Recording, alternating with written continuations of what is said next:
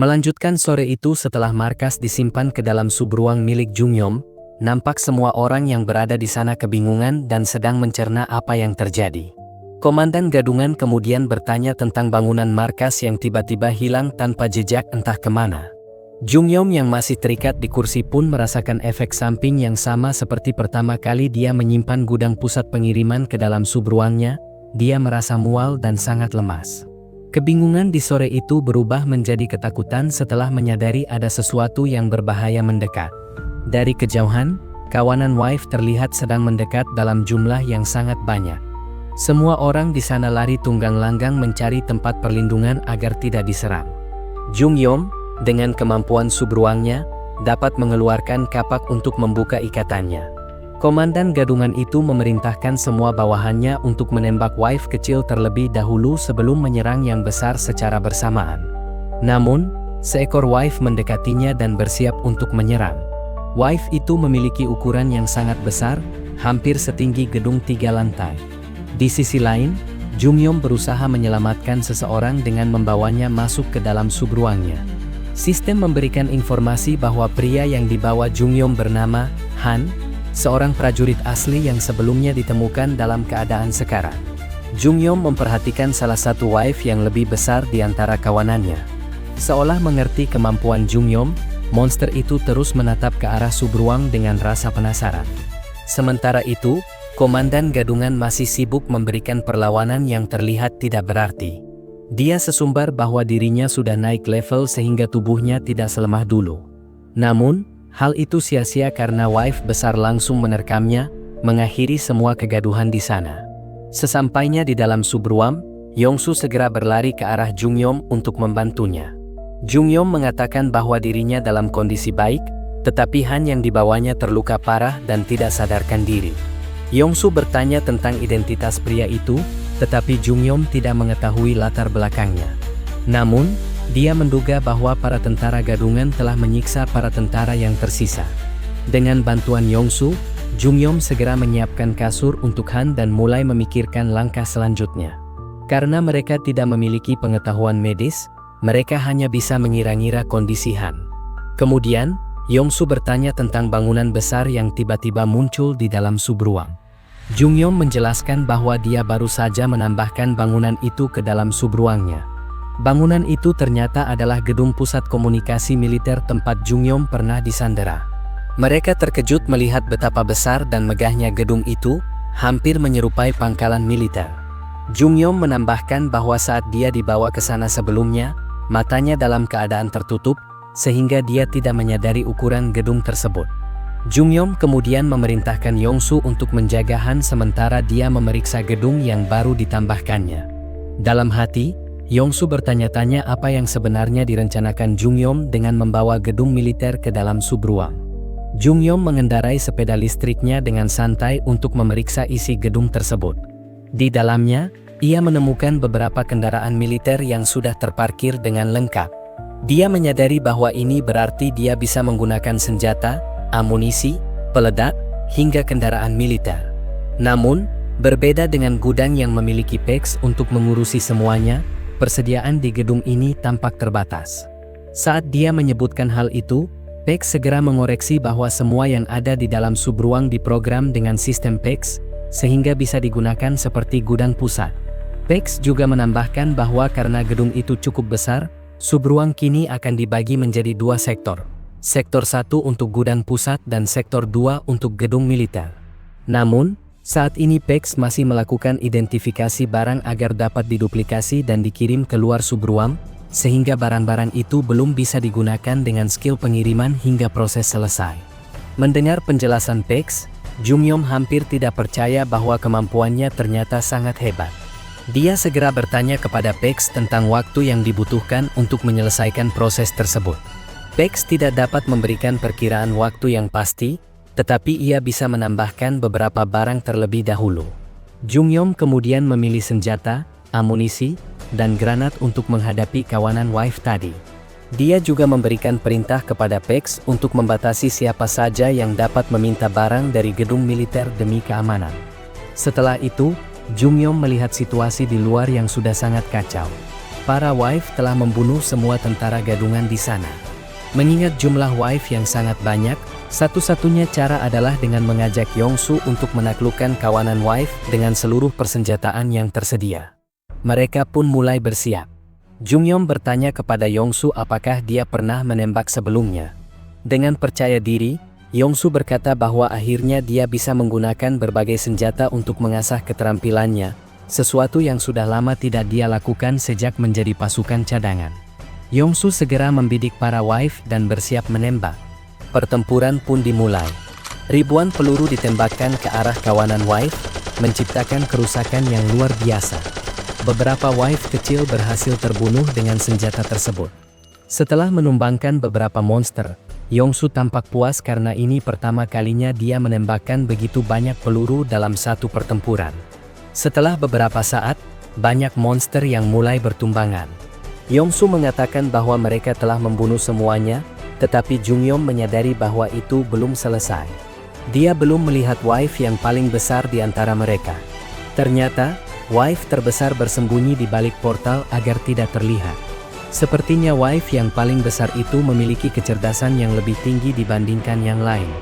Untuk memancing wife besar keluar, Jungyom mengusulkan untuk mengirim umpan berupa mainan remote. Ia berpikir bahwa monster itu mungkin menunggu di luar dan akan bereaksi terhadap gerakan yang mencurigakan. Mereka menyiapkan sebuah manekin dengan mainan mobil remote di bawahnya sebagai umpan. Setelah memastikan semuanya siap, mereka segera mengeluarkan umpan tersebut dari subruang. Tidak lama kemudian, wife besar itu langsung menerkam umpan, membuat Jungyom dan Yongsu terkejut. Monster itu lalu mengintip ke dalam subruang dengan tubuhnya yang besar dan mengerikan. Sesaat kemudian, ia berpindah ke depan, bersiap menyerang subruang secara langsung. Yongsu, tembak sekarang, perintah Jungyom dengan cepat. Tanpa ragu, Yongsu langsung menembakkan peluru secara membabi buta ke arah monster itu. Namun, setelah asap pertempuran mereda, mereka tidak melihat tanda-tanda kehidupan dari wife. Yongsu mengira bahwa tembakan mereka berhasil membunuhnya. Namun, tiba-tiba monster itu menerobos asap pertempuran dan meluncur ke arah subruang untuk menyerang balik. Seperti sebelumnya, berkat perlindungan subruang, monster itu tidak bisa masuk dan tertahan oleh semacam penghalang tak kasat mata. Jungyom tiba-tiba teringat perkataan komandan gadungan sebelumnya, serangan biasa tidak akan mempan.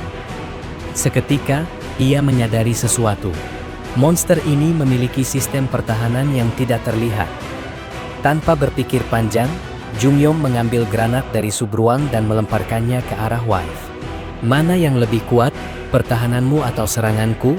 katanya sambil melempar beberapa granat sekaligus. Ledakan besar terjadi, dan kali ini, monster itu tampak sedikit kesakitan. Jungyom dan Yongsu terus melemparkan granat hingga monster itu tidak lagi terlihat. Mereka terengah-engah, kelelahan setelah melempar granat dalam jumlah banyak secara manual. Namun, ketika Jungyom melihat keluar, ia terkejut. Wife itu masih utuh, tanpa luka sedikit pun. Monster itu tetap mencoba menyerang subruang dengan ekspresi menakutkan, seolah ingin menyampaikan sesuatu. "Kenapa dia masih hidup?" gumam Jungyom, kebingungan. Setelah beberapa kali mencoba menyerang dan gagal, wife akhirnya mulai menjauh.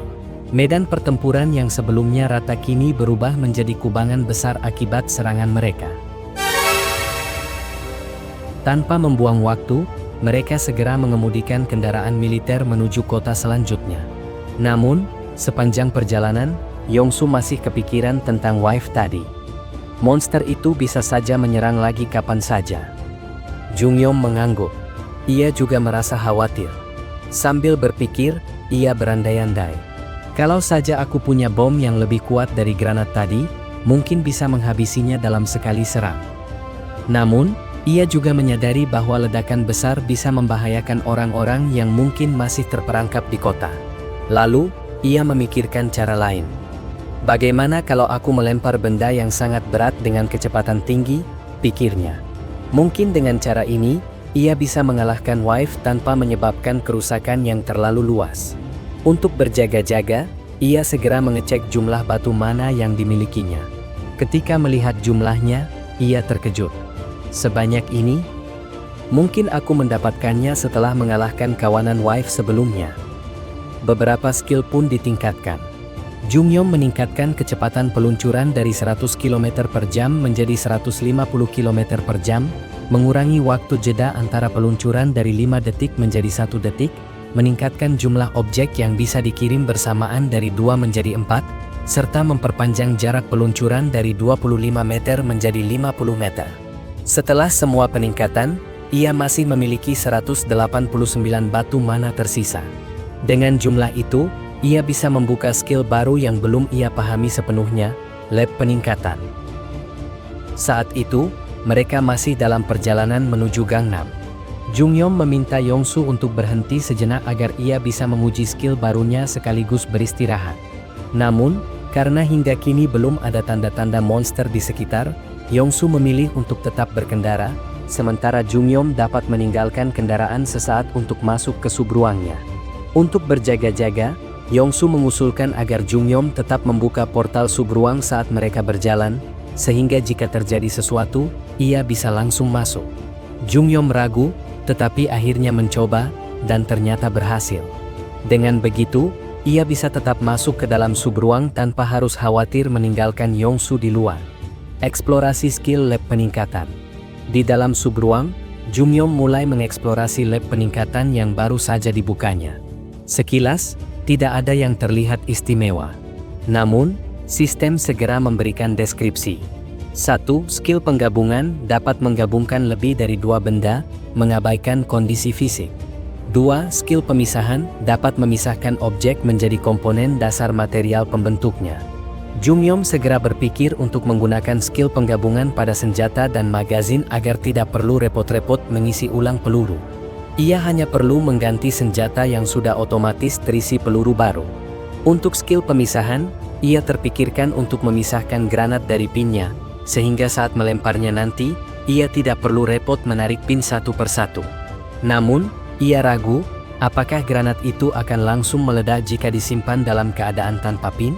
Untungnya, PEX, sistem kecerdasan buatan dalam subruangnya, menjelaskan bahwa semua benda yang disimpan akan berbentuk digital dan hanya akan berubah menjadi fisik ketika dikeluarkan atau digunakan di dalam subruang. Mendengar itu, Jungyom merasa lebih tenang dan segera mendaftarkan peningkatan tersebut, yang membutuhkan 15 batu mana. Saat hendak menambahkan fitur senjata dan magazin, sebuah ide baru terlintas di kepalanya. Bagaimana jika ia menggabungkan satu senjata dengan 2 magazin sekaligus? Dengan begitu, ia bisa menciptakan senjata baru yang lebih efisien dan memiliki amunisi lebih banyak tanpa perlu sering mengganti peluru. Di sisi lain, Yongsu tiba-tiba menghentikan kendaraan. Sebuah barikade besar dari tumpukan mobil menghalangi jalan mereka. Tak lama kemudian, Jungyom kembali dari subruang dan melihat ke depan. Matanya membelalak kaget. Apa ini? Tidak ada monster, jawab Yongsu. Tapi kita tidak bisa lewat. Sepertinya kita harus memutar. Jungyom tersenyum tipis. Kita nggak perlu repot-repot muter. Aku baru saja punya senjata baru. Dengan percaya diri, ia mengeluarkan piringan besi dari subruangnya. Dalam sekejap, piringan besi itu melesat dengan kecepatan penuh ke arah barikade. Dampaknya begitu kuat hingga beberapa mobil terlempar, membuka jalan agar mereka bisa melewatinya. Yongsu melongo. Apa barusan? Jungyom hanya tersenyum sambil menunjukkan beberapa piringan besi seberat 20 kg yang telah ditumpuk menjadi satu. 2 orang penjaga di balik barikade terlihat bingung. Hingga sekarang, tidak ada yang bisa menembus barikade itu dengan begitu mudah. Jungyom dan Yongsu segera menghampiri mereka. Kalian tentara? Tanya salah satu penjaga dengan curiga. Jungyom membuka kaca jendela mobil dan dengan yakin bertanya, apakah Suster Kim Joyeon ada di sini? Begitu mendengar nama itu, ingatan Jungyom kembali ke masa kecilnya, momen-momen ketika ia bermain dengan kakak-kakaknya. Joyeon adalah kakak tertua Jungyom. Saat itu, ketika ia sedang belajar, Jungyom dan adiknya yang lain bermain dengan riang, mengganggu konsentrasinya. Diam, bentak Joyeon dengan tegas. Kedua adiknya langsung terdiam karena teriakan itu. Kakak kedua Jungyom pun bertanya, apa kakak sakit? Kenapa tiba-tiba belajar serius seperti itu? Jungyom juga merasa aneh. Biasanya, kakaknya tidak duduk diam belajar dalam waktu yang lama. Khawatir, ia segera melaporkan hal ini kepada ibu mereka. Ketika sang ibu menanyakan langsung, Joyeon hanya tersenyum dan menjawab, "Aku baik-baik saja, Bu. Aku hanya ingin mengejar impianku." Ia kemudian menunjukkan buku yang sedang dibacanya.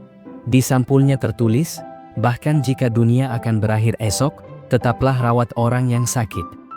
Sejak saat itu, Joyeon belajar dengan tekad yang kuat. Nilainya di sekolah meningkat pesat hingga akhirnya ia diterima di sekolah perawat impiannya, hal yang membuat seluruh keluarga terkejut sekaligus bangga. Kembali ke masa kini. Kini, di balik barikade, seorang perempuan berdiri terkejut, matanya membelalak. Air matanya mengalir begitu ia melihat siapa yang mencarinya. Jungyom? Jungyom pun tidak dapat membendung air matanya. Ia benar-benar tidak menyangka bisa bertemu dengan kakaknya dalam keadaan sehat setelah semua bencana ini. Di sisi lain, Yongsu merasa lega melihat pertemuan haru ini. Malam itu, kakak beradik tersebut berpelukan erat, melepas rindu setelah sekian lama berpisah. Setelah tenang, Jungyom memperkenalkan Yongsu kepada Joyeon. "Dia yang membantuku sampai ke sini," katanya. Sebagai ungkapan terima kasih, Joyeon ingin memberikan coklat kepada adiknya sebagai hadiah kecil. Namun, Jungyom menolak sambil bercanda, "Aku sudah kenyang, Kak. Bahkan aku punya stok coklat seumur hidup." Namun, suasana berubah serius ketika Jungyom mengingat alasan utamanya datang ke sini. "Kak, ada pasien yang aku bawa," katanya. Joyeon langsung sigap. "Di mana dia?" "Pasiennya ada di tempat yang hanya bisa diakses dengan skillku," jelas Jungyom. Joyeon terkejut mendengar bahwa adiknya memiliki kekuatan spesial. Namun, ia tak banyak bertanya. "Kalau begitu, ayo masuk ke rumah sakit. Kita bicara di dalam."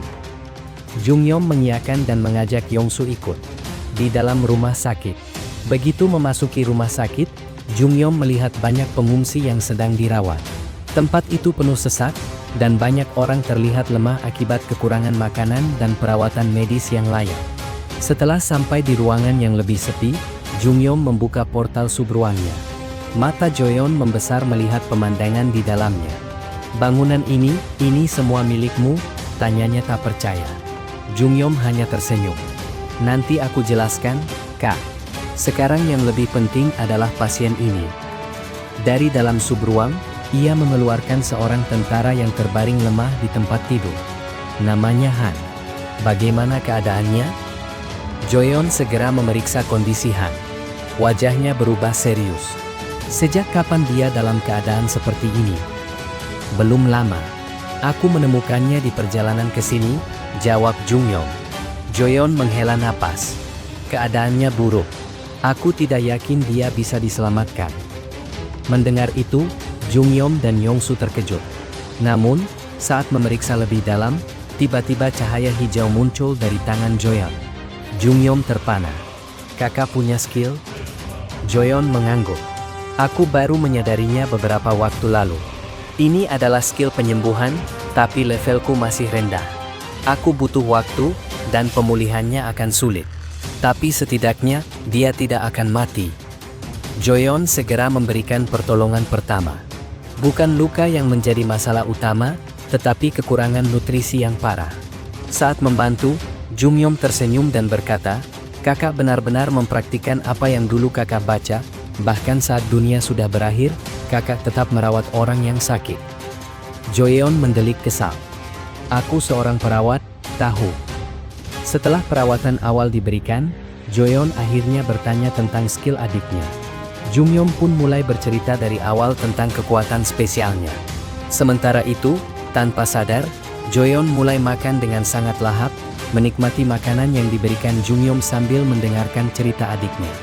Joyeon tersenyum sambil menerima makanan yang diberikan oleh istri Yongsu. "Terima kasih banyak," katanya dengan tulus.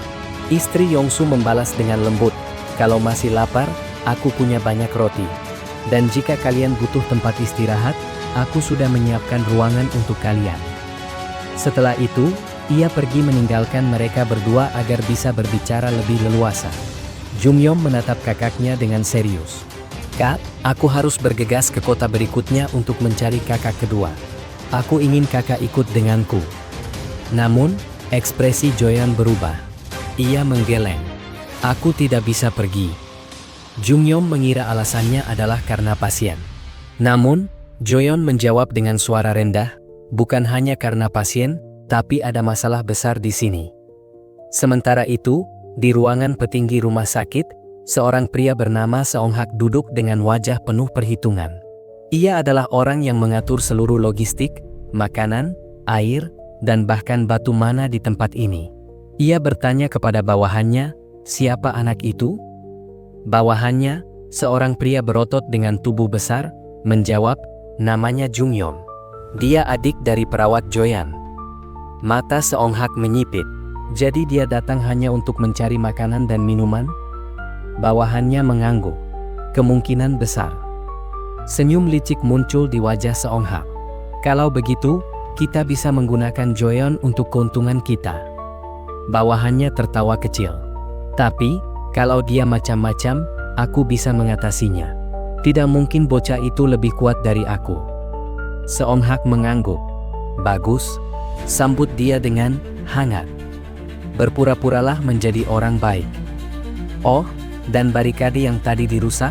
Tanya Seong Hak. Bawahannya tersenyum bangga. Sudah aku perbaiki. Bahkan sekarang lebih tinggi dari sebelumnya. Di ruangan lain, Joyeon menjelaskan semuanya kepada Jungyom. Seong Hak memiliki kemampuan untuk meracuni orang. Orang-orang yang terkena racunnya menjadi budaknya dan dipaksa menjaga makanan serta batu mana. Mereka tidak bisa melawan. Jungyom mengernyit. Kenapa kakak dan perawat lain tidak diracuni? Aku tidak tahu, tapi bagaimanapun juga, aku sudah diam-diam menyerap batu mana untuk menaikkan level skill penyembuhanku.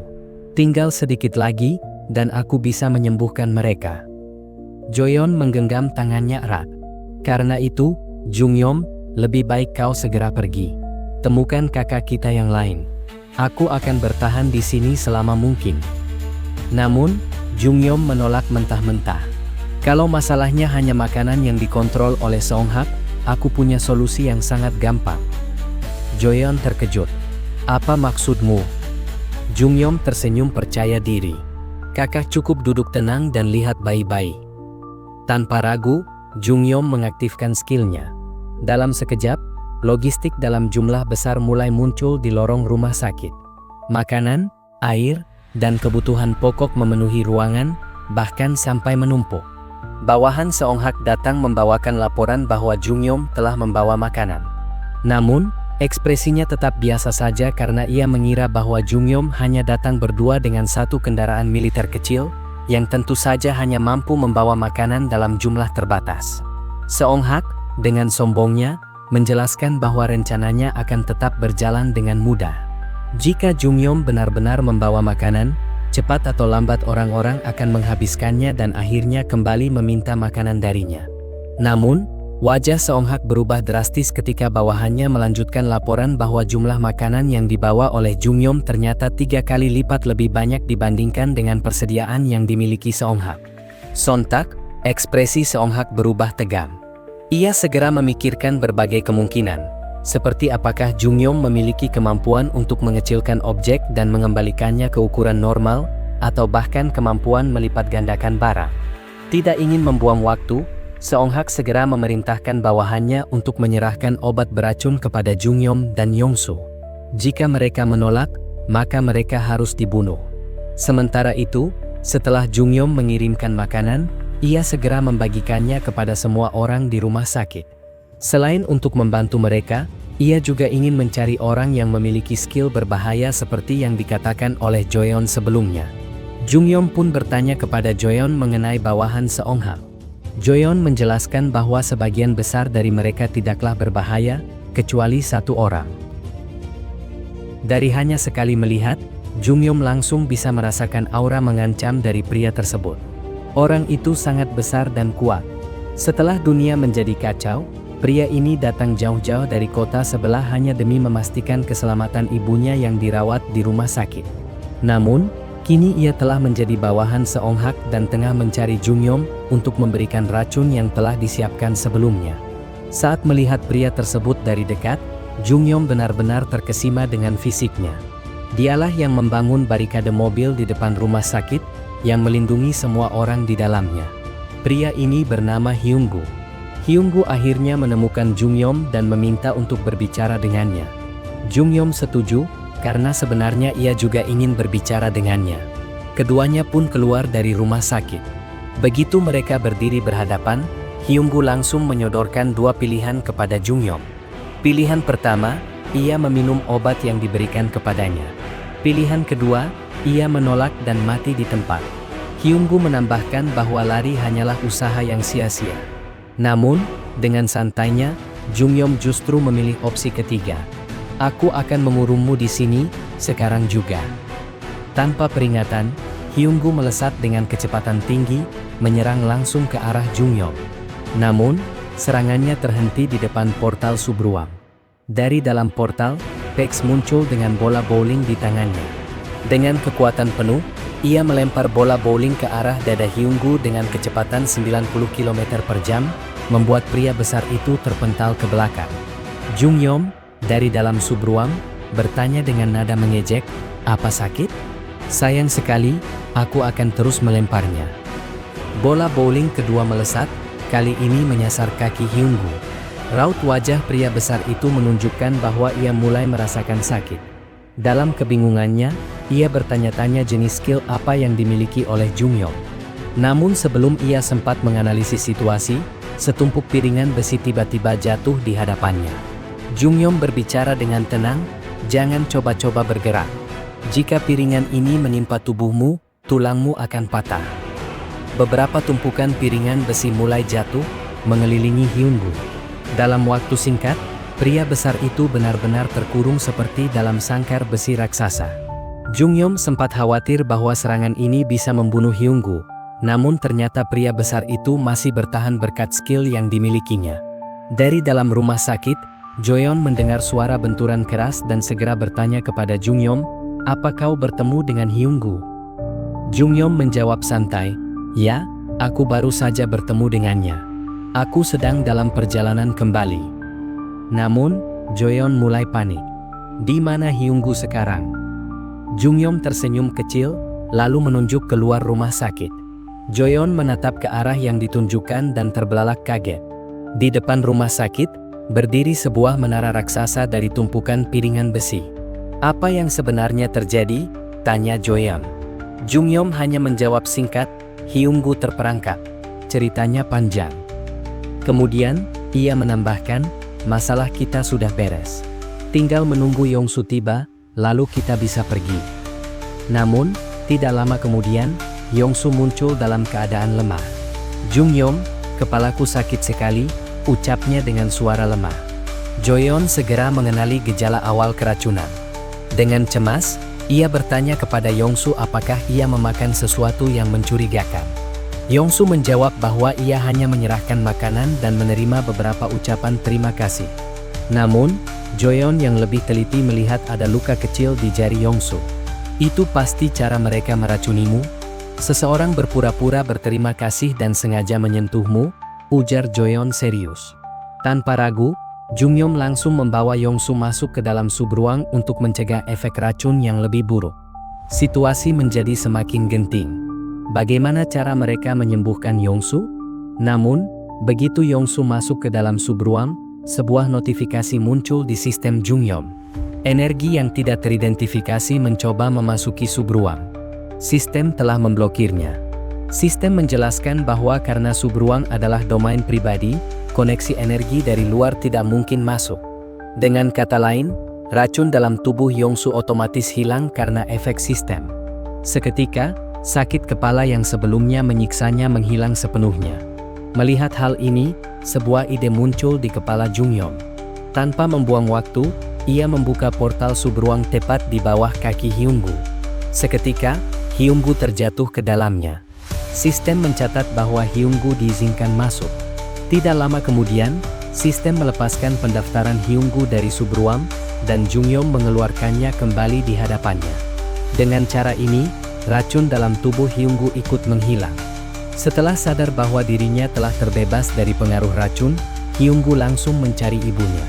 Saat akhirnya bertemu, ia memeluk ibunya erat, meminta maaf karena selama ini tidak bisa menemaninya akibat efek racun Seonghak. Namun, setelah melepas pelukannya, Hyunggu berbalik dengan langkah penuh kemarahan. Di ruangannya, Seonghak melihat notifikasi bahwa salah satu bawahannya telah terputus dari kendali. Dengan wajah sombong, ia mengira bahwa seseorang telah mengkhianatinya. Ia bahkan dengan angkuh meminta ampunan untuk dirinya sendiri. Namun, Hyunggu tidak peduli.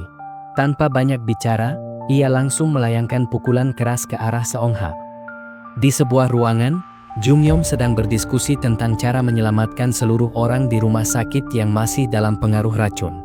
Ia berpikir untuk memasukkan mereka ke dalam subruang agar efek racun tersebut hilang. Joyeon dan Yongsu juga berpendapat bahwa itu adalah satu-satunya cara terbaik. Namun, sebelum mereka sempat bertindak, tiba-tiba salah satu pasien terlihat kembali normal.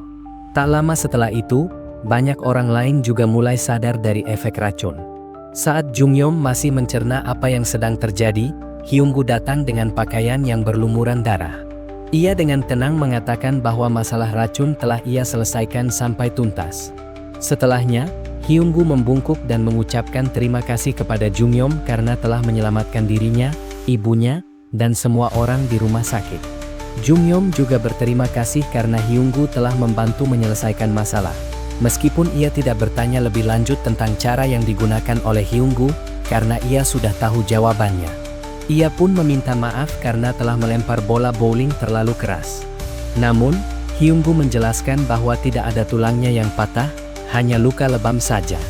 Hyunggu mengungkapkan rasa terkejutnya terhadap kemampuan Jungyom. Ia sudah melihat banyak monster dan fenomena aneh selama ini, tetapi menurutnya, dibandingkan dengan Jungyom, semua monster yang pernah ia lihat tidak ada apa-apanya. Hyunggu kemudian meminta Jungyom untuk tetap tinggal di rumah sakit demi keselamatan mereka semua.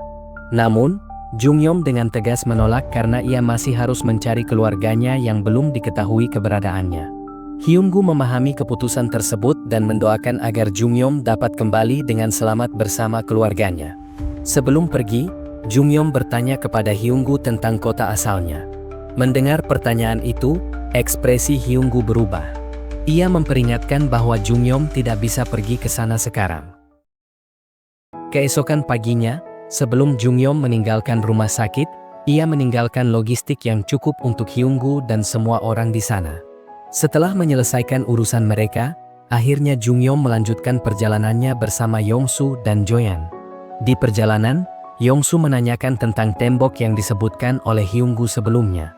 Ia menduga bahwa tembok tersebut mungkin adalah hasil dari skill seseorang.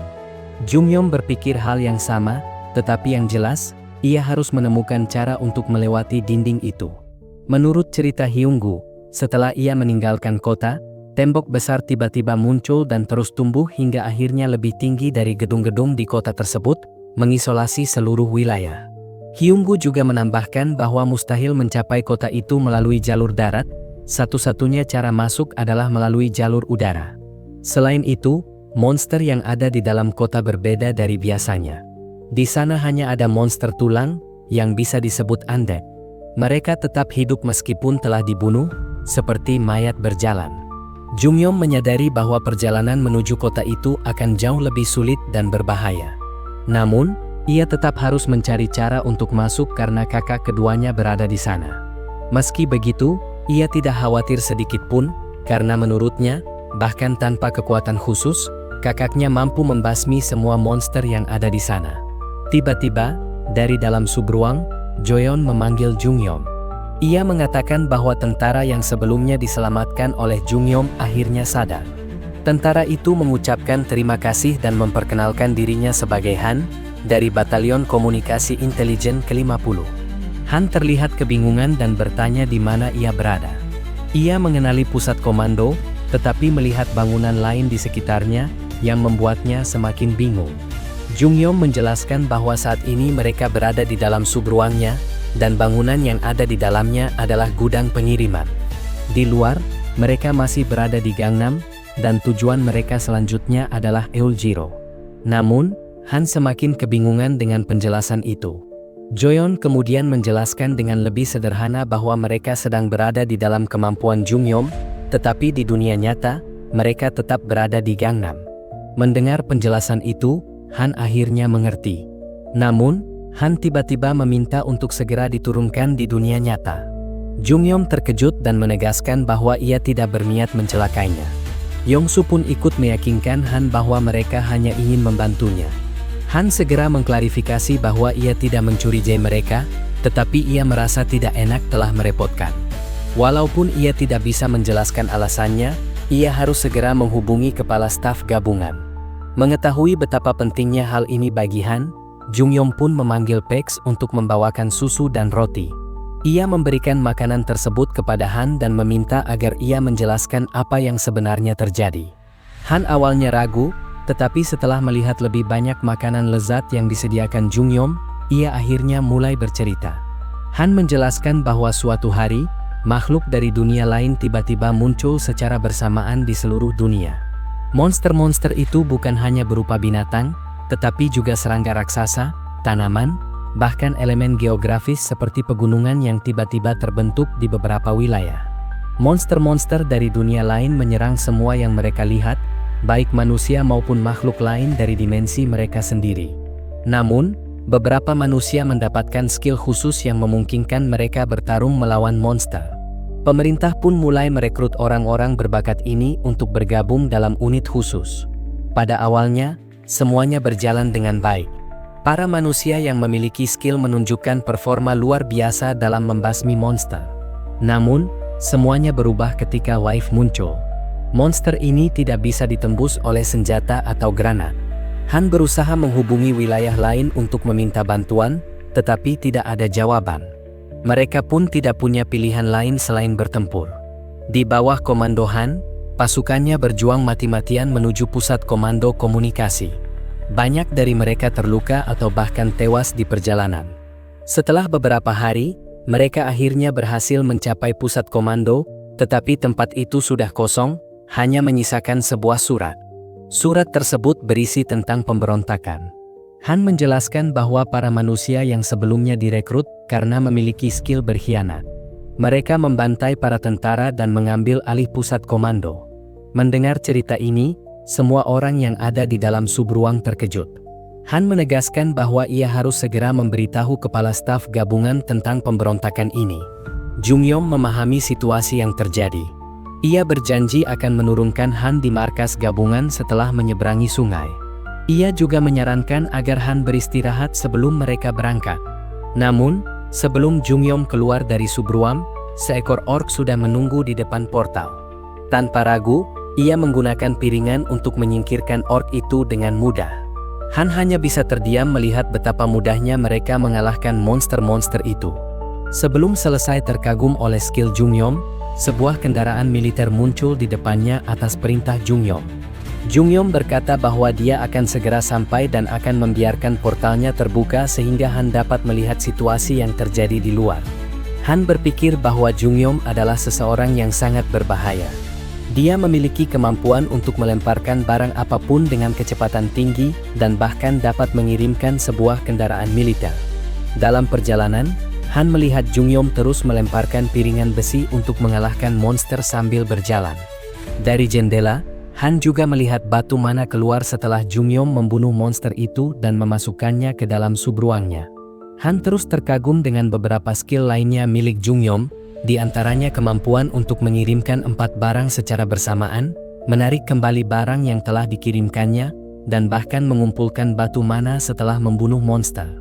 Namun, perjalanan mereka terhenti karena jembatan yang mereka lalui telah terputus. Dengan rasa tidak enak, Jungyom mengatakan bahwa mereka sepertinya butuh waktu lebih lama karena harus mencari rute lain. Han mengatakan bahwa itu tidak masalah dan dia akan menunggu di dalam subruang. Yongsu bersemangat melihat kondisi yang rusuh dan mengatakan bahwa dia akan mempercepat laju kendaraannya. Dari dalam, Han melihat keterampilan Yongsu dalam berkendara yang sangat dapat diandalkan dalam kondisi seperti ini. Dia berpikir bahwa Jungyom dan Yongsu adalah kombinasi yang luar biasa.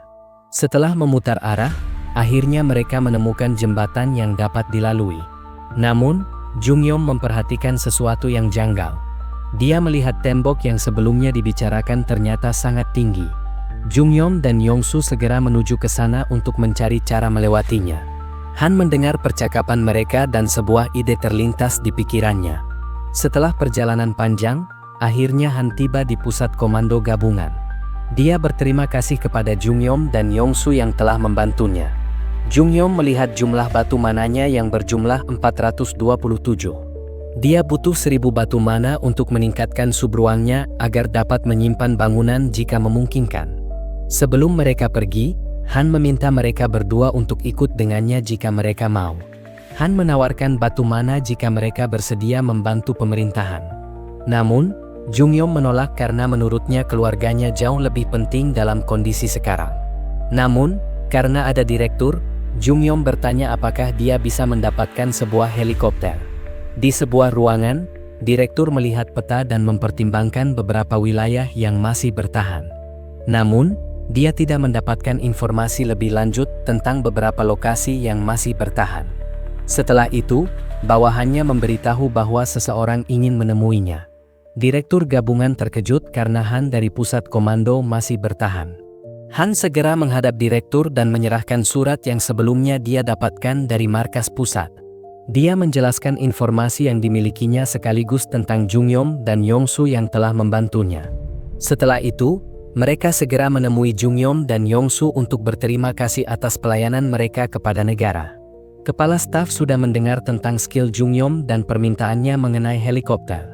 Dia menyatakan bahwa mereka bisa memberikan satu helikopter untuk Jungyom, tetapi ada satu misi yang harus dilakukan untuk mendapatkannya. Direktur memberikan syarat bahwa Jungyom harus bergabung menjadi anggota militer untuk membantu menstabilkan situasi saat ini. Jungyom tetap pada pendiriannya dan menegaskan bahwa itu sulit dilakukan. Baginya, tidak ada yang lebih penting daripada menyelamatkan keluarganya. Setelah menolak tawaran tersebut, Jungyom bersiap untuk meninggalkan markas. Sebelum pergi, direktur mengajukan negosiasi terakhir dengan imbalan helikopter. Beberapa saat kemudian, terlihat beberapa kendaraan militer berjalan dengan Jungyom berada di depannya. Ternyata, Jungyom menyetujui permintaan terakhir dari direktur. Jungyom diminta untuk menyelamatkan beberapa pasukan yang terjebak, tetapi jalan menuju lokasi tersebut telah diblokir oleh monster undead. Monster jenis ini berjumlah banyak dan sulit dikalahkan. Singkatnya, Jungyom harus menembus kawanan monster ini untuk menyelamatkan para pasukan. Dengan mudah, Jungyom mengalahkan mereka dengan menyerang bagian dada, tempat inti mana mereka berada. Dengan cepat, mereka berhasil mencapai lokasi yang dimaksud. Pasukan yang masih bertahan bersorak senang karena mengetahui bahwa mereka akan segera diselamatkan. Akhirnya, mereka semua berhasil dievakuasi. Setelah misi selesai, mereka kembali menuju pusat komando gabungan. Namun, sebelum sampai, mereka dihadang oleh monster lain yang menghalangi perjalanan mereka. Monster itu sudah menghadang, seolah siap menghentikan laju Jungyom dan rombongannya. Berbeda dari monster lainnya, ia menggunakan pedang dan perisai. Terdengar bahwa monster itu juga dapat berbicara dalam bahasa yang dimengerti oleh Jungyom. Hal ini membuat Jungyom heran, karena ini pertama kalinya ia bertemu dengan monster yang bisa berbicara. Di tangannya, ia menggenggam batu mana yang tampaknya akan digunakan untuk menambah tenaganya. Monster itu memberikan salam kepada Jungyom, menyebutnya sebagai makhluk asing, lalu memperkenalkan diri sebagai Gawain, salah satu dari 12 ksatria yang melayani Raja Kegelapan. Jungyom pun bertanya bagaimana Gawain dapat memahami bahasa manusia dan mampu menghancurkan batu mana. Gawain kemudian balik bertanya apakah Jungyom adalah seorang mage, pengguna sihir, dan mengapa ia berada di teritorinya. Ketika Gawain tengah menjelaskan hal lainnya, tiba-tiba Jungyom menyerangnya dengan piringan besi. Namun, dengan sigap Gawain menggunakan pedangnya untuk membelah tumpukan piringan besi tersebut. Monster itu mengatakan bahwa serangan itu terlalu lemah dan tidak akan bisa melukainya. Sebelum ia sempat merespons, sebuah piringan besi kembali terlempar ke arahnya dan membuatnya terpental ke belakang. Saat ia mencoba berbicara lagi, 4 piringan besi dilempar secara bersamaan ke arahnya. Dengan perisainya, serangan itu seakan tidak berarti apa-apa. Monster itu dengan cepat menangkis dan membelah serangan Jungyom, lalu berlari mendekat. Ia hampir sampai di depan Jumyom dan rombongannya, membuat Yongsu panik. Jumyom pun bingung dengan kemampuan Gawain yang dapat membelah benda seberat 500 kg dengan mudah. Jumyom segera membuka sistem dan mencari skill yang bisa digunakan. Sistem memberitahunya bahwa ia telah berhasil membuka kemampuan pengiriman yang akurat. Jumyom pun mencobanya dengan memberi perintah kepada Pex untuk menembakkan piringan besi ke dada monster itu. Piringan besi melesat dan menghantam monster tersebut. Gawain menilai tindakan Jumyom tidak mencerminkan seorang mage, namun saat ia mencoba menghindari serangan itu, sesuatu yang tak terduga terjadi. Piringan besi tersebut tepat mengenai dadanya, membuatnya terlempar ke belakang. Namun, monster itu tetap membanggakan dirinya, mengatakan bahwa serangan itu tidak berpengaruh padanya. Sebelum ia sempat menyelesaikan kalimatnya, tiba-tiba sebuah bola bowling menghantam kepalanya dari belakang. Monster itu terkejut dan bertanya benda apa itu sambil melihatnya dari depan. Tak disangka, dari samping, bola bowling lainnya kembali menghantam kepalanya. Dengan skill barunya, Jumyom berhasil menyerang monster itu dari berbagai arah secara bersamaan, membuatnya sedikit kewalahan. Jumyom mulai merasa lelah karena harus terus memberi perintah kepada Pex dengan sangat cepat. Ia pun mengaktifkan sistem pengiriman otomatis untuk serangan berikutnya. Yongsu mengatakan bahwa sepertinya Jumyom dapat memukul mundur monster itu dengan mudah. Namun, Jumyom sadar bahwa monster itu memiliki pelindung yang lebih tebal dibandingkan wife sebelumnya, belum lagi ia memiliki pedang dan perisai. Meskipun Gawain kuat, serangan beruntun dari Jumyom mampu membuatnya sibuk. Sedikit demi sedikit, pelindungnya mulai retak akibat serangan terus-menerus. Serangan terakhir pun dilancarkan. Piringan besi menghantam tubuh monster itu dengan keras hingga tubuhnya berserakan. Monster itu tampak dikalahkan, namun seperti yang sudah diduga, ia tidak bisa mati hanya dengan serangan seperti itu. Setelah monster itu dikalahkan, muncul sebuah batu mana dengan warna yang berbeda. Jumyom segera mengambilnya dan menyimpannya ke dalam subruang. Sistem menginformasikan bahwa Jumyom mendapatkan 2 batu mana besar dan 1 batu penguatan. Jumyom terkejut melihat batu penguatan, karena ini pertama kalinya ia menemukan item semacam itu. Semua orang yang ada di sana merasa lega, karena akhirnya ada seseorang yang mampu mengalahkan monster tersebut, bahkan peluru tank pun tidak bisa menembusnya. Sesampainya di markas pusat gabungan, Direktur kembali mengajak Jumyom untuk bergabung dengannya. Namun, Jumyom tetap teguh pada pendiriannya untuk mengutamakan keluarganya. Direktur pun mengerti dan tetap menganggap Jumyom sebagai sekutu. Ia lalu menepati janjinya dengan membawa Jumyom ke atap markas untuk mengambil helikopter. Di benaknya, Jumyom masih memikirkan kemampuan monster tadi yang mengatakan bahwa ia tidak bisa mati meski dibunuh. Ia juga mulai mempertimbangkan kemungkinan bahwa Raja Kegelapan jauh lebih kuat dari Gawain. Direktur kemudian bertanya apakah Jumyom benar-benar ingin pergi ke kota Eljiro. Jumyom mengiyakan, tetapi direktur mengatakan bahwa tim investigasi kehilangan kontak ketika melakukan pengintaian udara di sekitar tembok kota tersebut. Namun, ia meyakinkan Jumyom bahwa tim investigasi masih aktif, sehingga ada kemungkinan keluarganya masih selamat. Dalam hati, Jumyom tidak terlalu khawatir akan kakaknya, karena ia merasa kakaknya jauh lebih kejam dibandingkan monster manapun. Sesampainya di atap, Jumyom terkejut melihat kondisi helikopter yang ada di sana. Helikopter itu tampak tidak layak pakai. Namun, direktur mengatakan bahwa helikopter yang dimaksud bukan yang itu, melainkan yang ada di sebelahnya.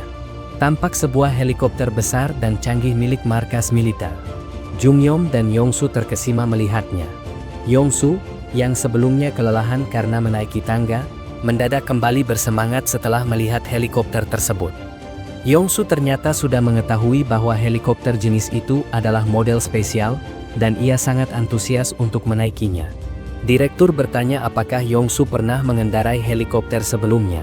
Namun, ini adalah kali pertama Yongsu mengemudikan helikopter tersebut. Sistem kemudian memberikan informasi kepadanya, menyatakan bahwa Yongsu dapat mempelajari cara mengemudikan helikopter dengan biaya 50 batu mana. Skill tersebut bernama pengemudi terbaik. Yongsu menjelaskan bahwa ia dapat mengendarai semua kendaraan saat naik level, tetapi harus melakukan registrasi terlebih dahulu untuk kendaraan yang belum pernah ia naiki.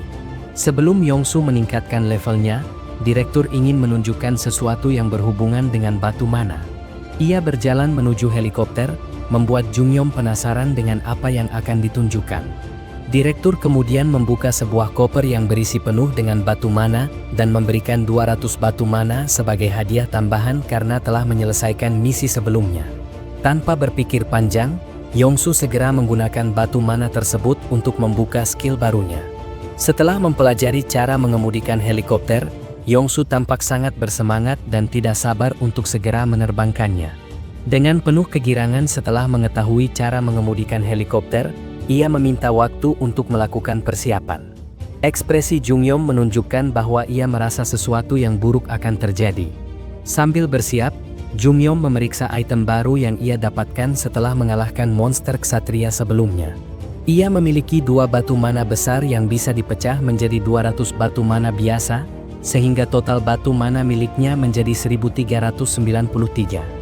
Jungyom tidak menyangka memiliki batu mana sebanyak itu dan memutuskan untuk menggunakan 1000 batu mana guna meningkatkan subruangnya. Sistem kemudian memberitahunya bahwa subruang sedang dalam proses peningkatan, dan Jungyom dapat menggunakan fitur lainnya setelah proses naik level selesai. Sementara peningkatan berlangsung, Jungyom mengecek batu penguatan yang ia peroleh. Ia mendapatkan batu penguatan dengan nilai D, yang memiliki kemampuan penetrasi dan pengapian. Jungyom lalu menggabungkan batu penguatan tersebut dengan bola bowling miliknya, membuat bola bowling itu bertambah kuat dengan atribut api. Setelah itu, ia memerintahkan Pex untuk meregistrasi benda tersebut karena merasa bola bowling akan efektif dalam mengalahkan monster undead. Setelah semua persiapan selesai, Yongsu menginformasikan bahwa mereka siap lepas landas. Direktur memberi penghormatan kepada mereka sebagai tanda terima kasih atas bantuan yang telah diberikan. Setelah peningkatan subruang selesai, sistem mengumumkan bahwa Jungyom kini memiliki kemampuan baru. Kemampuan tersebut memungkinkan ia untuk mengambil orang yang terdaftar dalam subruangnya, meningkatkan batas ukuran pengiriman dengan menggunakan batu mana untuk setiap item secara sementara, serta membuka akses ke item baru. Ketika Jungyom mengecek item yang tersedia, ia menemukan fitur laboratorium yang memungkinkan penggabungan item, memiliki sedikit efek pemulihan dalam subruang, dan mengizinkan objek luar yang memenuhi syarat untuk diregistrasi ke dalam subruang. Namun, terdapat biaya registrasi yang bergantung pada bobot, kualitas, dan ukuran objek tersebut. 2 kemampuan baru terakhir itu mengejutkan Jungyom. Selama ini, kekurangan dari subruangnya adalah hanya bisa menaruh satu target seperti gudang logistik dan pusat komando. Dengan kemampuan baru ini, ia kini bisa mendaftarkan barang yang sebelumnya tidak dapat terdaftar. Namun, sistem menginformasikan bahwa saat ini Jungyom hanya bisa menambahkan pusat logistik dan militer. Ia pun menyadari bahwa helikopter yang ia naiki sekarang termasuk dalam kategori militer. Biaya untuk mendaftarkannya adalah 107 batu mana. Jungyom kemudian kembali ke pusat komando gabungan. Dengan skill barunya, ia memberikan 2 helikopter baru dengan tipe yang sama kepada direktur langsung dari dalam subruang. Direktur hanya bisa terdiam, seakan tidak percaya dengan apa yang baru saja terjadi. Di kota Eljiro, terlihat benteng besar yang hampir menutupi seluruh kota. Sementara itu, di sisi lain, seorang raja monster tengah duduk di dalam kastilnya. Asistennya melaporkan pertarungan terakhir Jungyom. Ketika Gawain, monster ksatria sebelumnya, hendak berbicara, ia langsung diserang oleh Jungyom. Asisten raja menyebut Jungyom sebagai mage yang sangat berbahaya dan meminta izin untuk mengalahkannya. Namun, raja monster itu memerintahkan asistennya untuk bersabar sejenak, karena ia ingin menyelesaikan sebuah tahapan panen terlebih dahulu sebelum menyerang Jungyom. Di sisi lain, Jungyom dan Yongsu telah tiba dan masuk ke kota Eljiro menggunakan helikopter. Yongsu mengeluhkan kesulitan dalam melakukan pendaratan saat ini. Jungyom menawarkan bantuan jika kesulitannya adalah menemukan tempat pendaratan. Namun, Yongsu menjelaskan bahwa masalahnya bukan itu. Di bawah mereka, terdapat banyak monster yang sedang bertarung, membuat pendaratan di area tersebut menjadi mustahil. Di antara pertarungan sengit itu, seorang wanita melayangkan pukulan keras ke arah monster. Yongsu terpukau dengan cara bertarungnya yang ganas, hampir seperti monster itu sendiri. Namun, Jungyom dengan tenang mengatakan bahwa wanita itu adalah kakaknya. Yongsu terkejut mendengar hal tersebut. Di sisi lain, kakak Jungyom masih kesulitan menghadapi monster tersebut. Tidak peduli seberapa keras ia menyerang, monster itu tetap tidak mati. Ingatan kembali ketika Kim Sol sedang duduk melihat sebuah siaran TV. Saat kecil, Kim Sol menemukan sebuah siaran yang menayangkan pertandingan MMA. Kim Sol kecil menyaksikannya dengan rasa ketertarikan yang tinggi. Setelah melihatnya di TV, dia menjadi penasaran, terutama ketika Jungyom mengajaknya bermain. Dengan mudah, Kim Sol menghajar Jungyom dan membuatnya tumbang dengan cepat. Namun, setelah mengalahkan Jungyom, Kim Sol masih merasa tidak puas dan mencari lawan yang lebih kuat. Bahkan, anak tetangga yang usianya lebih tua 3 tahun darinya pun tidak bisa menandingi Kim Sol kecil. Menyadari bakat luar biasa itu, ayahnya memasukkannya ke dalam pelatihan MMA. Namun, dalam uji tanding pertamanya, Kim Sol langsung kalah, yang menjadi kekalahan pertama dalam hidupnya. Bukannya merasa sedih, ia justru merasa senang karena menyadari bahwa dari rasa sakit, ia bisa menjadi lebih kuat. Dengan ambisi yang luar biasa, Kim Sol terus melatih dirinya siang dan malam untuk mengalahkan lawan pertamanya yang telah mengalahkannya. Bakatnya yang luar biasa membawanya mempelajari berbagai jenis bela diri, mulai dari tinju, gulat, dan masih banyak lagi.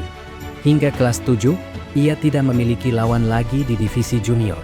Kim Sol terus melatih dirinya tanpa henti, dengan gairah yang tidak pernah padam dan tanpa mengenal kata lelah dalam hidupnya. Namun, pada akhirnya, ia mengalami cedera yang membuat ligamen di kedua lututnya robek. Dalam proses pemulihan, ia tetap memaksakan diri untuk berlatih, meskipun rasa sakit terus menghantuinya. Namun, ia tidak pernah menyerah. Jungyom menambahkan bahwa kakaknya adalah seorang petarung profesional, bahkan di usianya yang masih sangat muda. Jungyom kemudian meminta kepada Yongsu untuk menurunkan helikopter lebih rendah agar ia memiliki jarak yang cukup untuk melemparkan bola bowling. Terlihat monster ksatria yang tadi terkena pukulan telak dari Kim Sol masih bisa berdiri. Monster itu bertanya mengapa serangannya tidak pernah mengenai Kim Sol. Namun, Kim Sol hanya menjawab bahwa gerakan monster itu terlalu lambat sehingga ia dengan mudah menghindarinya. Namun, monster itu segera menyadari serangan dari atas yang mustahil untuk dihindari. Serangan itu langsung menghancurkan tubuhnya dalam satu kali pukulan.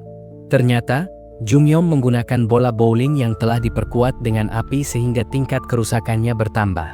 Kim Sol heran karena hanya dengan bola bowling, monster itu dapat dikalahkan. Setelah monster tersebut tumbang, batu mana terlihat ditarik menuju subruang. Helikopter akhirnya bisa mendarat karena sudah tidak ada hambatan di bawahnya.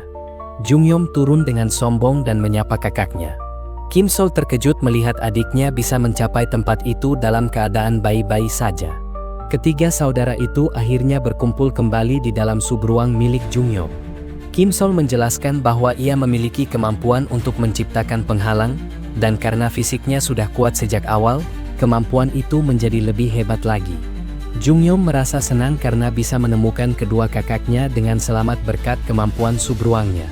Sekarang, tujuan mereka adalah menemukan kedua orang tua mereka.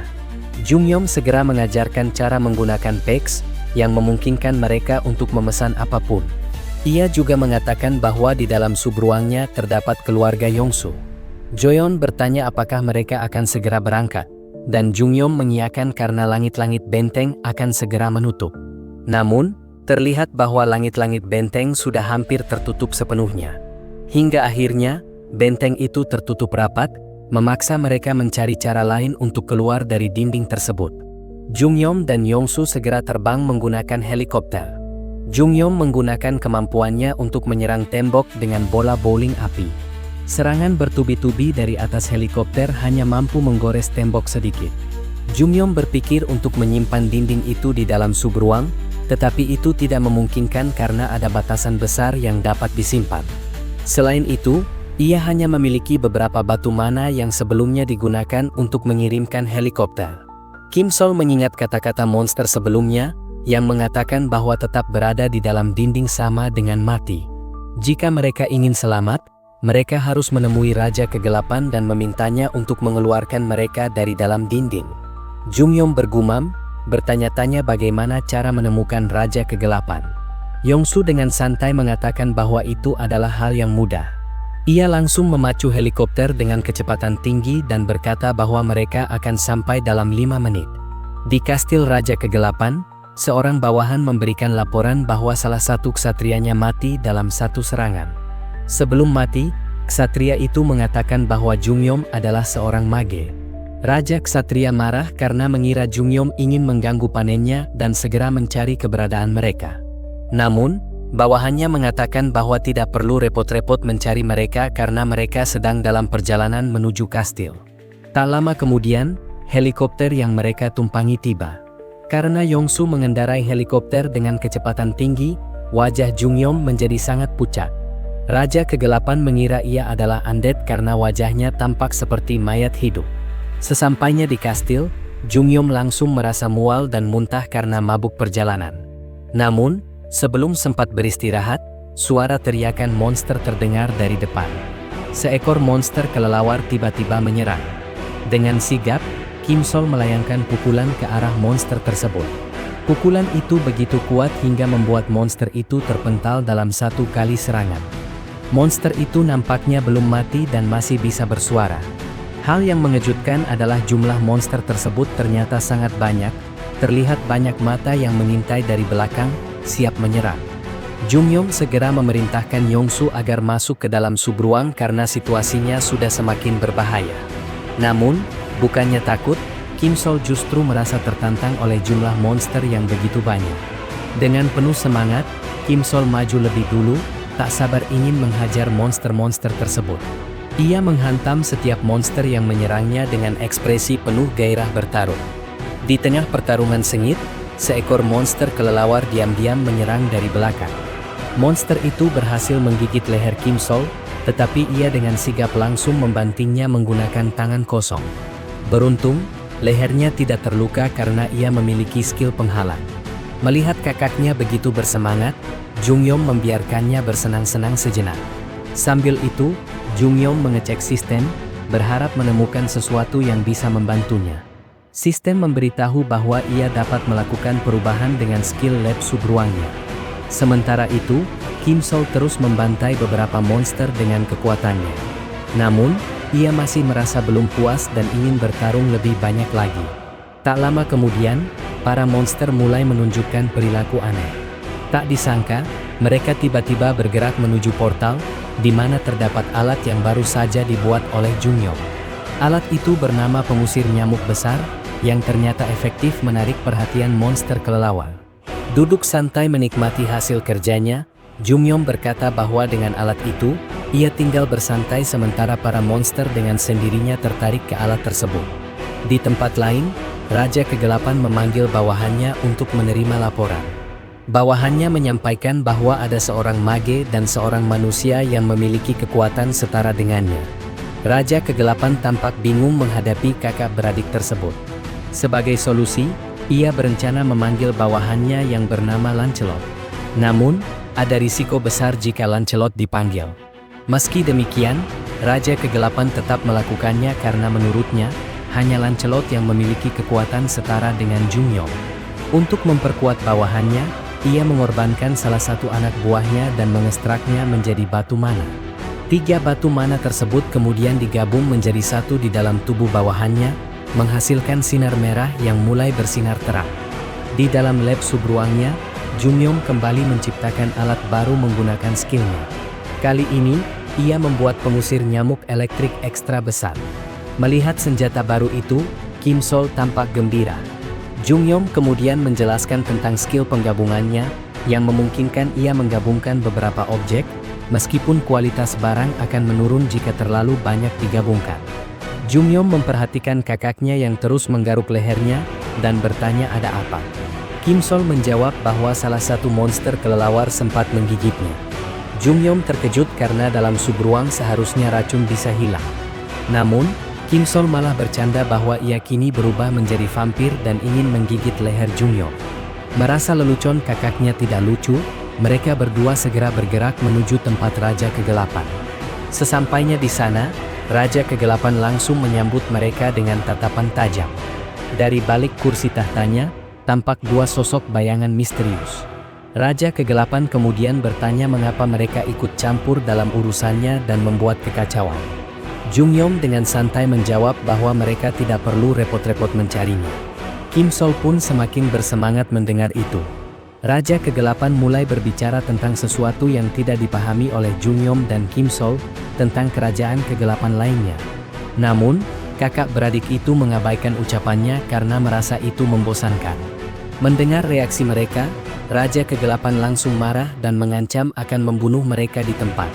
Tanpa ragu, ia memerintahkan Lancelot untuk menghabisi mereka. Kim Sol berkata bahwa ia akan mengurusnya sendiri dan menganggap ini sebagai kesempatan yang sempurna untuk menguji tongkat listrik barunya. Sekali lagi, ia memperingatkan adiknya untuk tidak ikut campur dalam pertarungan. Dengan kecepatan tinggi, Lancelot langsung melancarkan serangan ke arah Kim Sol. Namun, serangan itu dengan mudah ditangkisnya. Benturan mereka menghasilkan aura yang luar biasa kuat. Lancelot, dengan pedangnya, berhasil membelah tongkat listrik milik Kim Sol dengan satu tebasan. Jungyom mengira tongkat itu lemah karena hancur dalam sekali serangan. Namun, Kim Sol menjelaskan bahwa bukan tongkatnya yang lemah, melainkan Lancelot yang sangat kuat. Terima kasih telah menonton. Jangan lupa like, komen, dan subscribe. Sampai jumpa di part selanjutnya.